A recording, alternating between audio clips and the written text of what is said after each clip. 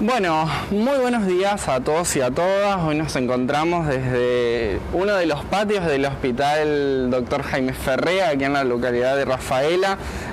Quien vemos en pantalla es la doctora Sandra Capello, infectóloga también del nosocomio local. Bueno, muy buenos días, doctora, y gracias por recibirnos. Gracias a ustedes.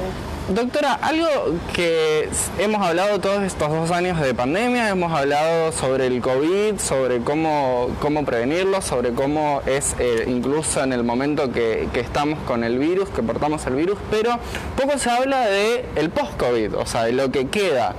Primeramente, coméntenos, ¿quedan secuelas? ¿Hay gente que sigue padeciendo?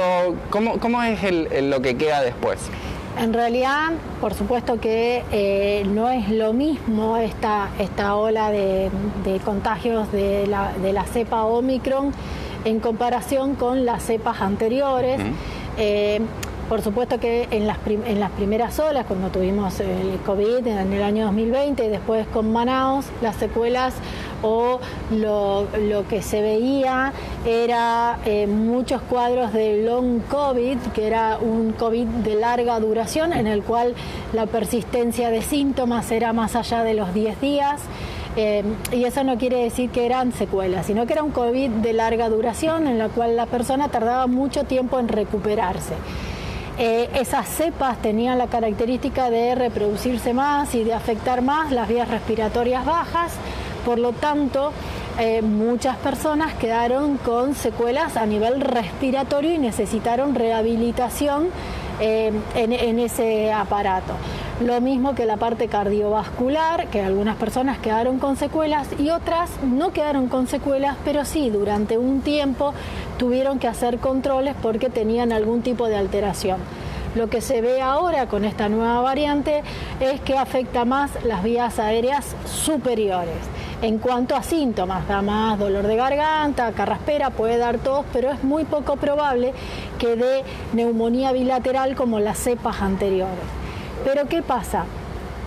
El virus por sí mismo da un proceso inflamatorio sistémico, afecta e inflama todos los aparatos y el sistema tanto cardiovascular como respiratorio, en este caso más la parte alta, y lo que inflama mucho es la parte muscular. Entonces, esa inflamación es en menor grado con esta variante, pero también se da. ¿Y eso qué tiene que ver o cómo se refleja en que algunas personas se sienten más cansadas que otras, algunos tienen más dolor corporal que otros y otros no tienen nada? Hay muchas personas que han manifestado que tenían tos por 1 mes, 2 meses después de haber contraído el virus. Los cuadros de long COVID o de COVID prolongado también se están viendo con la persistencia de estos síntomas, de síntomas altos. Una tos que es diferente a la tos que veíamos con las cepas anteriores, que no es una tos de vías respiratorias inferiores, sino que es una tos irritativa, que parece como si tuvieran algo en la garganta molesto y eso los hace toser. O semeja mucho un cuadro alérgico. Si bien los síntomas son más leves, no por eso quiere decir que el proceso inflamatorio no se dé. Entonces, ¿cuál es una de las recomendaciones que se le da a las personas que tienen COVID? Es moderarse con la actividad física luego del alta. Por ejemplo, en el caso de los niños, si es un COVID leve, se recomienda no realizar actividad física 1 semana posterior al alta, durante 1 semana, y después retomarlo en forma paulatina.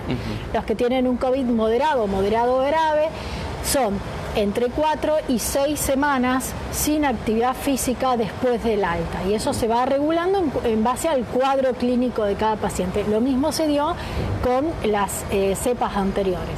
Digamos que eso sería, hay mucha gente que te dice, yo quisiera ir al gimnasio y no respondo, y no va a responder porque en realidad no tiene indicación de retomar una actividad física, sobre todo si es de alto rendimiento.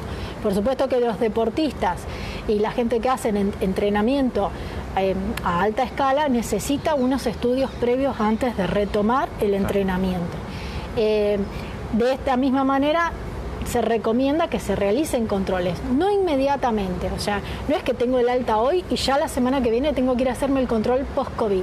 ¿Por qué? Porque muchos síntomas son normales que persistan la primera semana, incluso 2 semanas posterior al alta, como son el cansancio, la tos, y sí ir a partir del alta programando los controles de salud habitual con su médico de cabecera. Y va a ser ese médico el que determine si necesita algún estudio cardiovascular específico o algún estudio respiratorio. No quiere decir que todas las personas que tuvieron COVID tienen que hacerse una radiografía después de haber tenido COVID. Eso no es así. Cada persona necesita algún control en particular y hay otros que no necesitan ningún estudio. Bien, doctora, y consultarle también sobre las personas, la última variante, la tercera ola conocida por la variante Omicron, sabemos que ha afectado a casi toda la población, pero también se han visto diferentes franjas etarias afectadas, sí, ¿no? Jóvenes, por un lado, luego anteriormente veíamos personas mayores, adultas, también personas con comorbilidades. Esto, hablando del post-COVID en una persona, ¿cómo afecta y cómo también es el tratamiento de eso, según algo mencionaba antes? En realidad el tratamiento es sintomático, o sea, en base a lo que cada paciente presenta como persistencia del síntoma es el tratamiento que se va a indicar.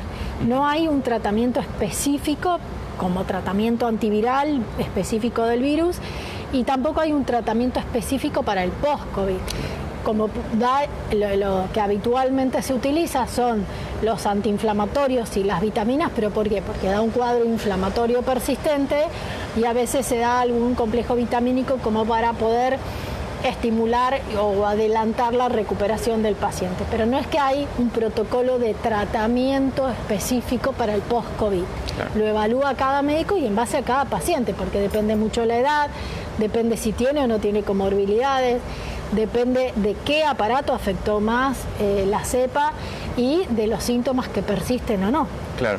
Y desde el hospital, ¿cómo se trabaja esto? Hay una unidad que trabaja sobre todo la parte respiratoria en aquellas personas que quedaron con secuelas de la ola anterior. Lo que se vio en esta nueva ola, que prácticamente las consultas fueron mucho menor, por cuadros mucho más simples, por cuadros de vías aéreas superiores, y sí los controles en realidad lo están haciendo en el primer nivel de atención porque no necesitan la complejidad del segundo nivel, salvo en aquellos que sí se indique un ecocardiograma o algún estudio cardiovascular específico.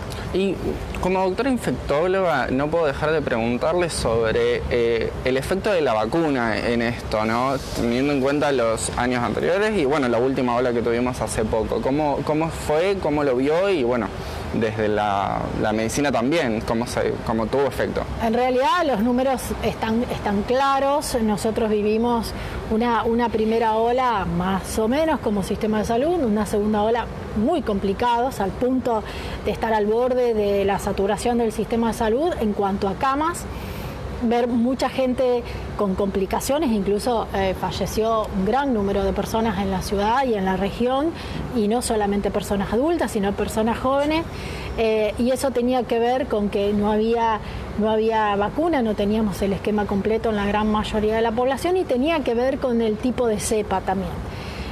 Lo que se vio con esta nueva cepa es que gran parte de la población estaba vacunada y había tenido historia de haber estado infectada, por lo tanto esta nueva cepa impactó de manera mucho menos agresiva, si bien fue más contagiosa, o sea, la morbilidad fue mayor porque se infectó mayor número de gente, la repercusión a nivel de los cuadros clínicos no fueron tan graves. Habrán visto, y todos conocemos, algún adulto mayor o algún diabético que se infectó y no la pasó tan mal como los adultos mayores o los diabéticos o los que tenían comorbilidades en la ola anterior. Bien, bueno, doctora, muchísimas gracias por su tiempo, la verdad que estamos agradecidos. Quisiera que recuerde a la comunidad de Rafaela de Noticias horarios en los cuales se puede acercar para poder ver estos tratamientos que habíamos hablado antes En realidad, toda persona que quiera hacer su control se puede dirigir a su centro de salud, al control con el médico de ahí, en los horarios que cada centro de salud está funcionando, el que tiene obra social con su médico de cabecera, y acá en el hospital con los médicos clínicos o con los médicos que hacemos consultorio. En mi caso particular, yo estoy de lunes a jueves todas las mañanas, de 8 a 10 y media es el horario de consultorio. Se pueden acercar acá conmigo o con cualquiera de los médicos que atendemos, que hacemos clínica. En el horario de la mañana funcionan varios consultorios, se acercan a estadística y sacan el turno ahí. Perfecto, bueno, muchísimas gracias, y audiencia de Rafaela Noticias, gracias por acompañarnos hasta acá. Hablábamos con la doctora Sandra Capelo y bueno, nos vemos en los próximos videos de Rafaela Noticias.